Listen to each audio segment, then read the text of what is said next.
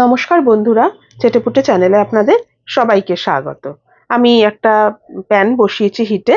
এখানে আমি একটা ছোট সাইজের ব্রকলি নিয়েছিলাম। ব্রকলিটাকে আমি কেটে নিয়েছি। দেখুন এরকম এরকম লম্বা লম্বা করে একটুখানি এরকম সাইজ করেছি। আমি একটু জলে ভিজিয়ে রেখেছিলাম। এবার এটাকে আমি কড়াইয়ের মধ্যে দিয়ে দিচ্ছি। সামান্য একটুখানি আমি ভাপিয়ে নেব। আর ব্রকলি খুব তাড়াতাড়ি দেখবেন মানে ভাপানো হয়ে যায়, মিনিট 2-3-এর মধ্যেই হয়ে যাবে। একটু জল দিয়ে দিলাম। এখন শীতকালে প্রচুর ব্রকলি। আমি এই ব্রকলিটা দিয়ে আজকে আপনাদের খুব হেলদি একটা রেসিপি বানিয়ে দেখাচ্ছি। ব্রকলিটা দিয়ে দিলাম। আমি কিন্তু এখনো হিটটা চালু করিনি। সামান্য একটুখানি নুন দিয়ে দিলাম। আর দিচ্ছি আমি সামান্য একটুখানি চিনি। এই চিনিটা নুনটা দিলে, নুনটা দেওয়া তো সবসময় দরকার, আর চিনিটা তার সাথে যদি আপনারা দিয়ে দেন ভাপানোর সময়, কালারটা কিন্তু খুব সুন্দর থাকে। এবারে আমি এটাকে ভালো করে একটুখানি মিশিয়ে নিচ্ছি।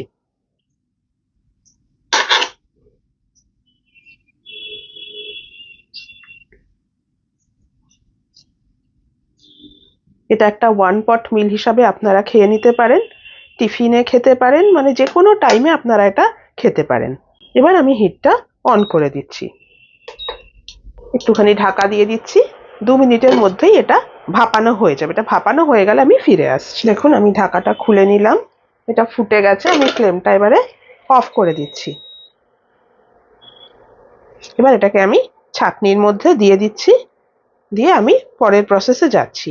আমি অ্যাকচুয়ালি আজকে আপনাদেরকে করে দেখাচ্ছি ব্রকলি রাইস। তার জন্য আমি দেখুন ভাত নিয়েছি এখানে 1 কাপ পরিমাণ ভাত। ভাতটা আমি আগে বানিয়ে রেখেছিলাম। এটা নর্মাল চালের ভাত, আপনারা চাইলে বাসমতি রাইস দিয়েও করতে পারেন। আমি রেগুলার রাইস দিয়েই বানাচ্ছি। এটাকে আমি এবারে ছাঁকনির মধ্যে দিয়ে দিচ্ছি, দিয়ে আমি পরের স্টেপে যাচ্ছি। আমি ব্রকলিটাকে স্টেনারের ভেতরে রেখে দিয়েছি, কড়াইটা আবার বসিয়ে দিয়েছি। এখানে আমি 1 টিস্পুন রিফাইন্ড অয়েল দিয়েছি, আর তার সাথে আমি দিয়ে দিচ্ছি 1/2 টিস্পুন বাটার। আপনারা পুরো বাটারেও করতে পারেন, পুরো অয়েলেও করতে পারেন, বা এরকম আমার মতো মিশিয়েও করতে পারেন। ফ্লেমটা লো টু মিডিয়ামে রাখলাম, নাহলে বাটারটা পুড়ে যায়, খেতে ভালো লাগবে না।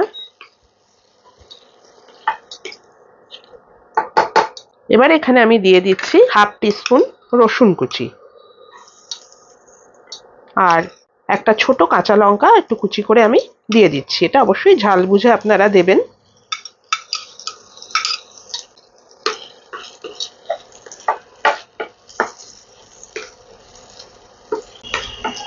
রসুনটা একটু গোল্ডেন কালার হবে। এবার আমি দিয়ে দিচ্ছি একটা ছোট সাইজের পেঁয়াজ, একটু লম্বা করে কেটে নিয়েছিলাম, সেটা দিয়ে দিলাম। খুবই কম উপকরণ লাগে, খেতে কিন্তু সত্যিই খুব সুস্বাদু হয়। তাড়াতাড়ি হয়ে যায়, এটা সব থেকে বড় কথা। পেটটাও ভরা থাকবে।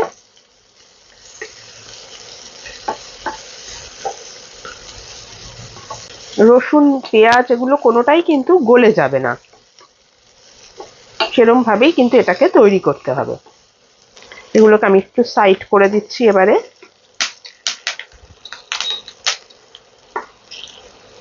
মাঝে আমি এবারে দিয়ে দিচ্ছি একটা ডিম।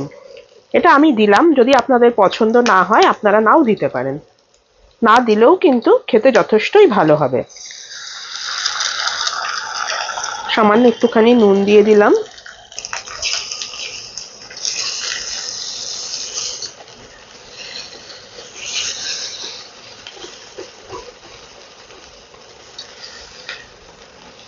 ডিমের পরিবর্তে আপনারা একটুখানি চিকেন সেদ্ধ করে সেটাকেও আপনারা দিতে পারেন, বোনলেস, যেরকম আপনাদের পছন্দ।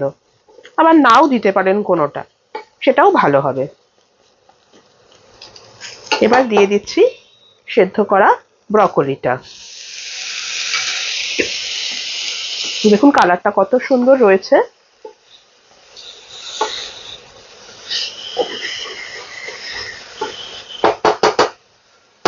এর সাথে এবারে আমি ভাতটা অ্যাড করে দিচ্ছি।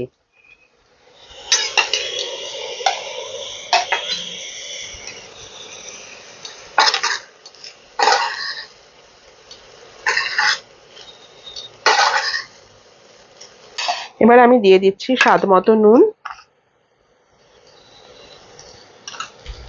খুব হালকা হাতে এটাকে নাড়াচাড়া করতে হবে।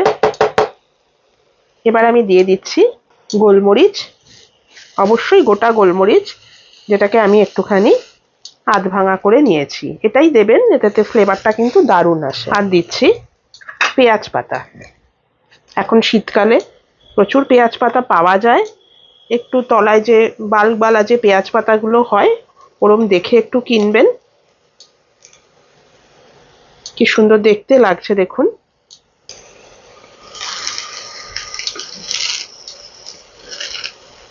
ভালো করে আমি মিশিয়ে নিচ্ছি। রেসিপি কিন্তু আমার একদম রেডি। খুব তাড়াতাড়ি হয়ে যায় দেখুন, আর খুবই সুস্বাদু খেতে হয়।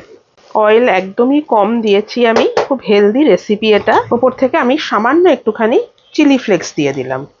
এটা পুরোপুরি অপশনাল, আপনাদের পছন্দ হলে দেবেন, না হলে দেবেন না। এটা আমার একদম রেডি। এবার আমি ফ্লেমটা অফ করে দিচ্ছি, দিয়ে কিছুক্ষণ স্ট্যান্ডিং টাইম দিয়ে আমি আপনাদেরকে এটা সার্ভ করে দেখাচ্ছি। দেখুন বন্ধুরা, রেডি হয়ে গেল আমার খুব ইজি ব্রকলি রাইস। আপনারা অবশ্যই কিন্তু একবার ট্রাই করবেন। এটা একটা ওয়ান পট মিল হিসাবেই আপনারা খেতে পারবেন। আমার এই রেসিপিটা যদি আপনাদের পছন্দ হয়ে থাকে, তাহলে প্লিজ আমার চ্যানেলটিকে সাবস্ক্রাইব করে আর একটা লাইক করে আমার পাশে থাকবেন। আর যদি ফেসবুক থেকে দেখেন, তাহলে অবশ্যই আমার পেজটিকে ফলো করে নেবেন। আজ তাহলে চলি, আবার চলে আসবো অন্যদিন নতুন কোনো রেসিপি নিয়ে। সুস্থ থাকবেন, ভালো থাকবেন, নমস্কার।